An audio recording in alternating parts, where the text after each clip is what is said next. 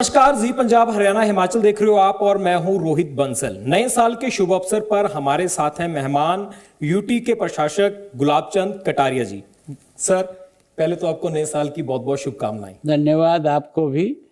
और आपके माध्यम से मैं पंजाब की सारी जनता को, देश की जनता को भी नए साल की अपनी ओर से बहुत बहुत शुभकामनाएं देता हूँ। प्रभु से प्रार्थना करता हूँ और यहाँ जो एक गुरुओं की परंपरा रही है, गुरुओं की धरती रही है, उसको भी मैं ईश्वर से और गुरुओं से प्रार्थना करता हूँ कि हम अमन चैन शांति से और अपना विकास की गति को बनाए हुए भाईचारे के साथ देश को आगे बढ़ाने का प्रयत्न करें। एक बार मैं फिर सारी पंजाब की जनता को, सभी लोगों को, सभी राजनीतिक पार्टियों को मेरी ओर से नए साल की बहुत बहुत शुभकामनाएं। Sir, Chandigarh the city beautiful कहा जाता है। इस सिटी ब्यूटीफुल में नया घर जब आप आए, एक गवर्नर पंजाब यूटी के प्रशासक के तौर पे, तो न्यू सिटी में कैसा तजर्बा रहा चंडीगढ़ को लेकर? देखो, निश्चित रूप से जिसने भी चंडीगढ़ को बसाने का लिए जो जिस प्रकार का प्रयास किया है वो बहुत ही सराहनीय है। क्योंकि मैं भी देश और दुनिया के कई जगह गया हूँ, लेकिन इतना योजनाबद्ध तरीके से, इतना व्यवस्थित कोई भी शहर नहीं बसा है जो चंडीगढ़ को बसने का और सुंदरता को मौका मिला है। अब इसको सुंदर बनाए रखने के लिए जनता का भी उतना ही सहयोग चाहिए।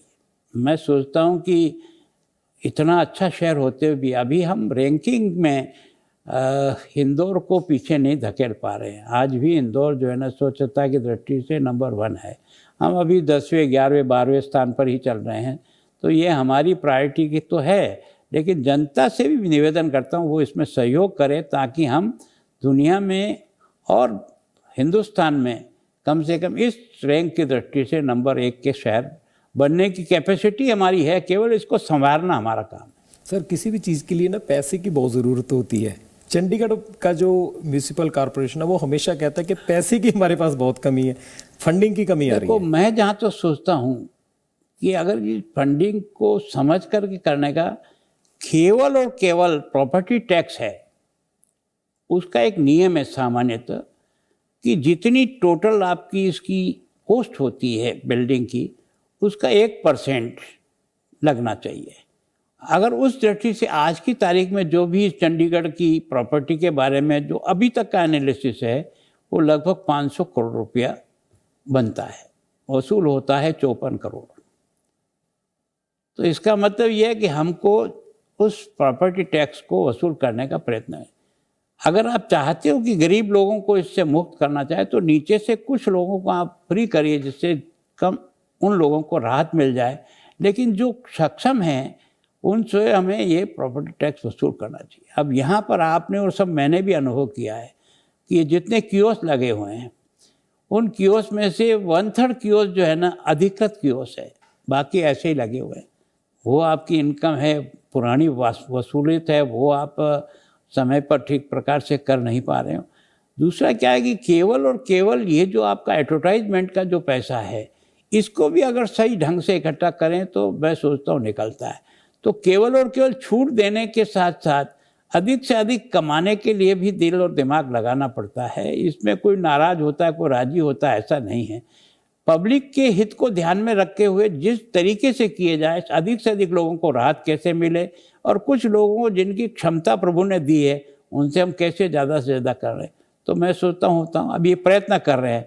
मुझे लगता है कि मार्च तक हम लगभग इसी नगर निगम में 50 करोड़ रुपया एक्स्ट्रा वसूल कर रहे हैं। सर, आपने बात की प्रॉपर्टी को लेकर चंडीगढ़ की कमर्शियल प्रॉपर्टी में एक चीज़ कॉमन हो रही है कि जो लीज होल्ड है उसको फ्री होल्ड कर दिया जाए।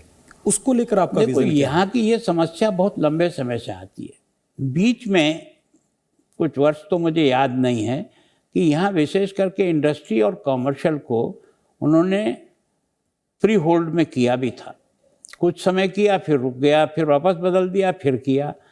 तो मैं सोचता हूँ कि इसको मैं भी समझने का और कानूनी दृष्टि से सोच रहा हूँ। मुझे जो बार बार विषय आता है कि इस पर जो है ना, हमारी जो गृह विभाग है वो भी ये कहता है कि लीज होल्ड को कॉमर्शियल मत करिए। सुप्रीम कोर्ट का भी कोई फैसला बताता है कि आप इस पर मत करिए। तो मैं सोचता हूँ कि सेक्टर नंबर 1 से 30 तक तो आपको इनसे सारे बायलॉज के कारण से आपको इसमें शक्ति है, लेकिन जो इसके बाहर के हैं, अगर कानूनी कुछ छूट मिल सकती होगी तो ज़रूर ट्राई कर रहे हैं हम कि ये जितने विशेष करके छोटी छोटी इंडस्ट्री है, अब यहाँ कोई बड़ी इंडस्ट्री तो आ नहीं सकती क्योंकि यहाँ के बिल्डिंग बायलॉज इतने सख्त हैं कि उसमें कोई ज़्यादा ग्रो करने की गुंजाइश नहीं है। उनको कैसे एडजस्ट करें, समस्या है, रोज़ आती है, रोज़ मैं भी इसमें डिस्कस कर रहा हूँ। अब अंतिम मीटिंग करूँगा मैं, सारे ऐसे जो एडवोकेट जो कह रहे हैं कि हो सकता है उनको भी बुलाऊंगा, जो कह सकते हैं नहीं हो सकता उनको भी बुलाऊंगा, सामने बैठ करके आपस में एक दूसरे को डिस्कस करेंगे और उसमें से अगर कोई रास्ता निकलेगा नियमों में रहते हुए तो ज़रूर निकालने का प्रयत्न। आपने बात की इंडस्ट्री की, चंडीगढ़ में आईटी पार्क बना हुआ है लेकिन वो डेवलप नहीं हो पा रहा है, काफ़ी समय से बना है, उससे बाद बहुत सी सिटी में आईटी पार्क बने लेकिन इससे ज़्यादा आगे चले गए। निश्चित रूप से यहाँ राजीव गांधी आईटी पार्क का जो है ना काम हुआ था, उसमें केवल 2 ही कंपनियां विशेष रूप से आई है, वो भी पूरा का पूरा इन्फोसिस आई है और एक शायद हमारी महिंद्रा टेक, ये 2 लोगों का इन्वेस्टमेंट। मैं ये सोचता हूँ कि यहाँ गुंजाइश है, यहाँ एजुकेशन में गुंजाइश है, यहाँ मेडिकल में गुंजाइश है और यहाँ खेल में गुंजाइश है। ये 3 ऐसी एजेंसी है जिसमें आप इंडस्ट्री भी ग्रो कर सकते हो और बाकी भी कर सकते हो। तो ट्राई कर रहे हैं कि किस तरह से इसमें से ज़्यादा अभी ये बात सही है, जितना उसका सोचा था डेवलपमेंट, जितना उसका इन्वेस्टमेंट होना था उतना नहीं हुआ है। आपने बात की 3 चीज़ों की, खेल, इंडस्ट्री और मेडिकल। मेडिकल को लेकर चंडीगढ़ पीजीआई है, 32 हॉस्पिटल है, 16 हॉस्पिटल है। चंडीगढ़ को एक मेडिकल हब के तौर पर स्टैब्लिश करने के लिए क्या प्लान आपको नजर आता है? देखो क्या है कि ऑलरेडी जो है नीति आयोग ने अपनी कमेटी की मीटिंग में ही यहाँ एक 2000 बेड का एक और हॉस्पिटल बनाने का प्रपोजल बनाया है। वो आए भी थे, नीति आयोग के एक मेंबर आए थे, डिस्कशन भी हुआ है, हमारी फाइल भी चल रही है, पहले से इस बारे में सहमति केंद्र सरकार के साथ भी बनी है, तो वो तो हम बनाएंगे। लेकिन मेरा पहले ये सोच है कि जो ऑलरेडी बने हुए स्ट्रक्चर है, विशेष करके मैं जो सेक्टर में गया था जहाँ लगभग 150 बेड का हॉस्पिटल इतना वेल इक्विप्ड और इतना अच्छा सुंदर और इतना व्यवस्थित बना है, लेकिन हम उसका उपयोग नहीं कर पा रहे हैं। आज भी उसमें से पूरे महीने भर का रजिस्टर होता है तो आउटडोर का 315 की केवल महीने भर में हुआ। आउटडोर वहाँ कुछ डिपार्टमेंट चलते हैं, 2 ही चलते हैं। इधर जो है आपका जो ट्रॉमा सेंटर जो है ना बन रहा है। मुझे जब पहली मीटिंग मैंने की थी तब कहा दिसंबर में हमको ये मिल जाएगा। अभी मैंने उनको कहा भाई ये अभी तक तो इसके कहीं दिखता नहीं है कि दिसंबर में मिले, तो उन्होंने कहा कि नहीं मार्च तक कर देंगे। तो मैं सोचता हूँ ट्रॉमा सेंटर, वहाँ सबसे बड़ी जो दिक्कत मैंने जो मेडिकल कॉलेज में देखी है कि वहाँ का जो इमरजेंसी है वो तो आपको हमको उसको देख कर बहुत दुख होता है कि एक इस प्रकार का सीरियस पेशेंट आता है और एक से दूसरे खाट के बीच में खड़े रहने के लिए 4 फीट 3 फीट की जगह में नहीं रहती है, तो दर्दनाक स्थिति तो है। लेकिन कोशिश कर रहे हैं कि उसको कैसे, उस बिल्डिंग का उपयोग कैसे करें। और दूसरा क्या, हमारे यहाँ कॉलोनियों में भी, सेक्टरों में भी कुछ हॉस्पिटल की सुविधा है, उनमें जो साधन सुविधाएं चाहिए, जो छोटी मोटी जांचें होनी, छोटा कुछ टेस्ट होना है, वो वहीं हो जाए। अगर उनमें मशीनरी की कमी है तो हम अपने बजट में मशीन उपलब्ध कराएंगे, ताकि कम से कम उनसे जो छोटा मोटा हर आदमी जो है ना पीजीआई जाए या मेडिकल कॉलेज जाए तो वो और बर्डन हो रहे हैं। और केवल हम चंडीगढ़ के पेशेंट को डील नहीं कर रहे हैं, हम जम्मू कश्मीर से लेकर के पूरा का पूरा हिमाचल और कई राज्यों के पेशेंट हमारे यहाँ ट्रीटमेंट के लिए आ रहे हैं। तो आना चाहिए, उसमें कोई दिक्कत नहीं, क्योंकि उससे तो हमारा यहाँ का एक तरह से ग्रो ही होगा। लेकिन उसकी सुविधाएं कैसे ठीक हो वो हम लग रहे हैं उस पर करेंगे। सर खासतौर पे दूसरी बात आपने की स्पोर्ट्स की, अगर चंडीगढ़ को देखते हैं तो चंडीगढ़ के आसपास या चंडीगढ़ के अंदर बहुत से प्लेग्राउंड नज़र आते हैं, पंचकुला में भी हैं, मोहाली में भी हैं। चंडीगढ़ के अंदर क्रिकेट तो बहुत ज़्यादा डेवलप हो चुका है क्योंकि इंटरनेशनली मैच तक होते रहे हैं, लेकिन इसके अलावा और बहुत सी गेम है, जैसे फुटबॉल कह सकते हैं, रोइंग है, इसके अलावा टेबल टेनिस है, वो काफ़ी गेम है जिसको हम और डेवलप कर सकते हैं। और आप कैसे इस चीज़ को चाहते हो कि इंटरनेशनली टूर्नामेंट चंडीगढ़ के अंदर हो? निश्चित रूप से मैंने इसलिए यहाँ जितने एसोसिएशन हैं, अभी इसी पिछली 20 तारीख हुई, उनके साथ मैंने मीटिंग की और मीटिंग के भाई आप लोग सुझाव दो कि हम किस तरह से नेशनल और इंटरनेशनल गेम यहाँ ग्राउंड में करा सकते हैं, किस ग्राउंड को किस खेल के लिए अच्छा डेवलप करें, ताकि वो हमारा इंडोर स्टेडियम हमारा है नया बन करके भी हम और क्या सुविधाएं जुटा सकते हैं। अब जैसे हमारे यहाँ जो क्रिकेट के लिए जिस प्रकार का ग्राउंड चाहिए वो मोहाली में ही जाना पड़ता है, हमारे यहाँ नहीं है। अभी हॉकी का जरूर ग्राउंड तैयार किया, तो ऐसे हम सोच रहे हैं कि अगले साल मैं अभी से लगा हूँ, हर महीने कोई न कोई नेशनल और इंटरनेशनल प्रतियोगिता कुछ गेम्स को करानी है। वो उनको तय करके मैं पूरा चार्ट बना के दे रहा हूँ कि आपको वॉलीबॉल कराना है, आपको फुटबॉल का कराना है, आपको हॉकी का कराना, आपको इसका कराना, जूडो का कराना, बॉक्सिंग कराना या किसी करना, पर कोई न कोई महीने में एक प्रतियोगिता, कोई महीना खाली नहीं जाए जहाँ नेशनल और इंटरनेशनल प्रतियोगिता यहाँ पंजाब में चंडीगढ़ में ना हो। खासतौर पे तीसरी बात आपने की थी इंडस्ट्री की। इंडस्ट्री का ग्रो होगा तो रोजगार के मौके भी पैदा होंगे। तो रोजगार के मौके पैदा करवाने के लिए, रोजगार और बढ़ाने के लिए कोई खास स्कीम चंडीगढ़ के अंदर आ रही है? देखो, मैंने मुख्यमंत्री से भी बात की है। मैंने कहा आप ये जो है, जो आंदोलन बार बार होते हैं, इनके साथ बैठ कर कोई स्थायी हल निकालने का प्रयास करो। कारण क्या है कि जब तक स्टेबिलिटी नहीं आएगी, लॉ एंड ऑर्डर नहीं आएगा, तब इन्वेस्टमेंट नहीं आएगा। पंजाब में बाकी सब चीज़ें हैं, केवल और केवल इसको सुधार लें तो मैं सोचता हूँ 5 साल में इंडस्ट्री डेवलपमेंट का एक चंडीगढ़ के अंदर अगर इंडस्ट्री डेवलप, चंडीगढ़ में तो क्या है कि कुछ हमारे बायलॉज ऐसे कठोर हैं कि हमारे पास ज़मीन तो वही है जो हमारे पास फिक्स है। आज से 66 में जो मिली है उसमें किसी प्रकार का आगे तो एक्सपेंशन हुआ नहीं, तो उसमें जो है ना अधिक इंडस्ट्री ग्रो नहीं है। लेकिन 3 इंडस्ट्री यहाँ ग्रो कर सकती है, जिसमें आपने जो पार्क के बारे में कहा वो उसमें हो सकता है, मेडिकल में हो सकता है, एजुकेशन में बच्चा अच्छी यहाँ कंपनियाँ आ सकती है जिनके कारण से बच्चों की टीचिंग कोचिंग अच्छी तरह से हो सकती है। और यहाँ खेल की बहुत गुंजाइश है। यहाँ की जहाँ इंटरनेशनल टीम में भारत की अगर 7 खिलाड़ी हॉकी के पंजाब और हरियाणा और इनमें खेलते हैं, इतने अच्छे पहलवानों का यहाँ है जो गोल्ड मेडल लेकर आते हैं। इतनी प्रतियोगिता में हमारे बच्चे बहुत अच्छा परफॉर्मेंस कर रहे हैं। तो एक तरह से हमारे पास खेलने वाले बच्चे तो हैं, पर उनको ग्रो करने के लिए जिस प्रकार की सुविधाएं हमको जुटानी चाहिए वो हम जुटा रहे हैं। एजुकेशन पॉलिसी की आपने बात की, न्यू एजुकेशन पॉलिसी को चंडीगढ़ के अंदर कैसे इम्प्लीमेंट? देखो, सामान्यतः मेरा भी पहले अनुभव था नहीं, पर जब मैंने यहाँ वाइस चांसलर के साथ बैठा ना, तो मुझे लगता है कि यहाँ की कई यूनिवर्सिटी बहुत अच्छा काम कर रही है, इसमें कोई दो राय नहीं।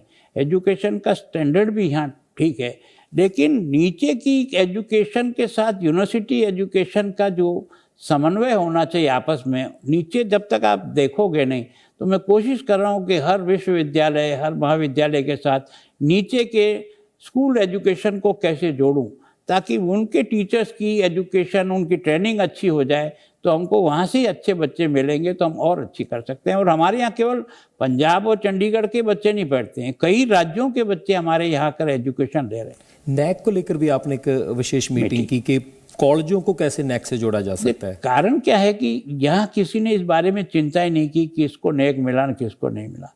मुझे बहुत आश्चर्य हुआ कि यहाँ इतनी संस्थाएं हैं जो अभी तक नेट की यूनिवर्सिटियाँ हैं जिन्होंने नैक के लिए ट्राई नहीं किया। तो मैं सोचता हूँ कि क्वालिटी एजुकेशन के लिए हमको नैक और ऐसी जो ग्रेडिंग है उसमें तो आना ही पड़ेगा, तभी जाकर के हम और इम्प्रूव करेंगे। कुछ अच्छी यूनिवर्सिटियाँ ने नैक ले सका है, कई ऐसा A++ भी है, तो यहाँ दोनों तरह की है। लेकिन मैंने कोशिश की है, 100 से भी अधिक ऐसी संस्थाएं बच गई है जिनको नैक नहीं, उसके लिए मैंने स्पेशल टीम लगाई है और उन सबको अप्लाई कराने की प्रयास कर रहा हूँ। पंजाब, हरियाणा और चंडीगढ़ का अपना एयरपोर्ट तो है, इंटरनेशनल भी है, लेकिन इंटरनेशनल फ्लाइट ही नहीं है, तो उसको और बढ़ाया जाए, इसके लिए कभी बात हुई सेंटर में? मैं प्रयास करूँगा, लेकिन दोनों गवर्नमेंट को भी इस बारे में आगे बढ़ना चाहिए, क्योंकि ये एयरपोर्ट चंडीगढ़ का एयरपोर्ट नहीं है, पंजाब भी यही से है और हरियाणा भी यही से डील होता है। भगवान की कृपा से हमको स्थान भी काफ़ी पर्याप्त है, लेकिन जो पिछली बार जो जहाँ से हमारा ऑपरेट होता था वो अभी ऐसे ही डंप पड़ा है, उसका भी कैसे उपयोग हो। एयरपोर्ट पे पहुँचने के रास्ते हमको कैसे शॉर्ट से शॉर्ट मिले ताकि लोगों को आसानी से पहुँच सकता है। तो प्रयास तो कर रहे हैं, लेकिन दोनों सरकार को भी आग्रह करूँगा कि वो भी इंटरनेशनल एयरपोर्ट की दृष्टि से अपनी फाइलें कागज़ बढ़ाएं। मैं भी प्रयास करूंगा, वहाँ जा कर के मिलूंगा, जो कोशिश हो सकती करेंगे, और मैं सोचता हूं कि हम इसमें सफल हो जाएंगे कि इसको इंटरनेशनल एयरपोर्ट बना दें। शॉर्ट रास्ते की आपने बात की, चंडीगढ़ के अंदर ट्रैफिक की समस्या बहुत बढ़ने लगी है अब, और बात मेट्रो रेल की बहुत अरसों से चल रही है, लेकिन अभी तक किसी ने फोटो ही देखी है, कोई प्लान नहीं नजर आता है। देखो क्या है, इसके बारे में भी मैंने यहाँ 2 बैठकें की है। मेट्रो के लिए। मेट्रो के लिए मैंने एक कमेटी भी बनाई है जो उसकी मेट्रो के बारे में सही रिपोर्ट दे कि हमारे पास लोड कितना रहेगा, हमारे पास एक तरह से उसकी इन्वेस्टमेंट के मुकाबले में हमारी इनकम का सोर्स क्या होगा और इसको कैसे बनाया जा सकता है, क्योंकि यहाँ के लिए ऊपर जो है ना बनाना इस सिटी के लिए कोई अलाउ करता नहीं, अंडरग्राउंड बनाना है वो बहुत कॉस्टली है। अब उसमें से कितनी बनाई जाए, कहाँ बनाई जाए, जब तक वो कमेटी रिपोर्ट नहीं दे। फिर मैंने उनको कहा है कि आप जहाँ मेट्रो चालू कर दिए हैं उनका भी एक बार परीक्षण करके समझने का प्रयास करो।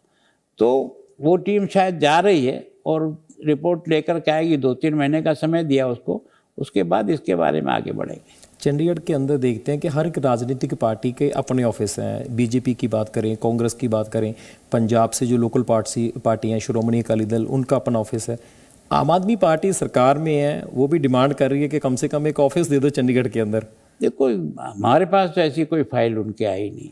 अगर उनकी आती है तो हम किसी पार्टी के साथ कोई भिन्नता नहीं करेंगे, हम हर एक की मदद करने का प्रयास करेंगे। पर अभी तक मेरे पास ऐसा कोई प्रस्ताव न तो किसी ने मुझे यहाँ आकर के दिया 5 महीने में, न मेरी फाइल पे कहीं आया है। आएगा जरूर मदद करेंगे। सर, इलेक्टेड और सिलेक्टेड का इशू बहुत रह रहा है चंडीगढ़ के अंदर। इशू क्या है कि लोग बोलते हैं कि हमारे चुने हुए लोग फैसले नहीं ले रहे, ऑफिसर फैसले ले रहे हैं। तो इसको लेकर मेट्रोपॉलिटन का भी एक सुझाव आता है, तो उसको लेकर क्या राय आपकी? मैं सोचता हूँ ऐसा नहीं है, इलेक्टेड बॉडी है, उनको भी तो एफर्ट करना पड़ता है। पर सामान्यतः क्या हो गया कि आपके यहाँ नहीं, सारे देश में ऐसा हो गया, जो इलेक्टेड बॉडी है ना उसकी मीटिंग कभी शांति से हो ही नहीं सकती। एक तरह से मीटिंग को बुलाना और एक जंजाल में फंसना जैसा हो गया। तो मैं सोचता हूँ हिम्मत करनी चाहिए कि मीटिंग बार बार बुलाए, ताकि पब्लिक के जो लोग हैं वो पब्लिक की समस्या को सही मंच पर रख करके उसको परस्यू करें, तो समस्या का समाधान। ऐसा नहीं है, अधिकारी वहाँ मजबूत हो जाता है जहाँ हम कमज़ोर हो जाते हैं। जब हम मजबूत हैं तो नहीं हो सकता कमज़ोर। अगर होता तो देश का प्रधानमंत्री कैसे कमज़ोर दिख जाता। अब आज की तारीख में वो भी तो काम कर रहे हैं ना, बाकी कई राज्यों के मुख्यमंत्री भी काम करते हैं। अगर जो क्षमतावान होता है वो प्रशासन से ऊपर बैठ जाता है और जो नहीं होता है उसको प्रशासन चलाता है। अब उसमें गलती तो जनप्रतिनिधि जो बनते हैं उनको अपना एफर्ट उतना ही करना पड़ता है और उतनी ईमानदारी और परिश्रम पूर्वक काम में लगना पड़ता है, तो हर आदमी उसको आगे बढ़ाएगा। नए साल की शुरुआत हो चुकी है, तो मेरा आखिरी सवाल है कि 2025 को लेकर, चंडीगढ़ को लेकर क्या विजन आपका रहने वाला है? क्योंकि पुलिस होली आप चंडीगढ़ के मैं सामान्यतः प्रयास कर रहा हूँ जितने भी मापदंड हैं, जैसे अभी हमको बिजली के संरक्षण में 2nd अवार्ड मिला, किसी में हमको 1st अवार्ड मिला। मैं सोचता हूँ कि ये जो नए कानून बने इनको लागू करने में भी हम सबसे आगे रहे। तो लगभग जितने भी मापदंड हैं उनमें चंडीगढ़ नंबर 1 और 2 पर आए, इसके लिए प्रयत्नशील हूँ। भगवान की कृपा से कुछ सफलता मिलेगी। सर, डॉक्टर मनमोहन सिंह देश के पूर्व प्रधानमंत्री, वो हमारे बीच नहीं रहे, तो उनसे आप भी मिलते रहे होंगे क्योंकि लंबे समय से आप राजनीति में एक्टिव हो। देखो, क्या मेरा सौभाग्य है कि वो वहाँ से राज्यसभा के मेंबर भी मेरी विधानसभा से भी इलेक्ट होके गए। और मैं सोचता हूँ कि एक अर्थशास्त्री के रूप में हमको इतना बड़ा एक व्यक्ति इस देश को मिला है जिसने इसी देश की सारी इकोनॉमी को एक तरह से, जो 91 में देश के प्रधानमंत्री उस समय नरसिंहा राव थे, उस समय जिस प्रकार की आर्थिक नीतियों को बदलने का प्रयास किया, उसके कारण से ये देश ग्रो कर गया। तो प्रारंभ तो इस व्यक्ति के द्वारा गया था, बाद में लोगों ने इसको आगे बढ़ाया।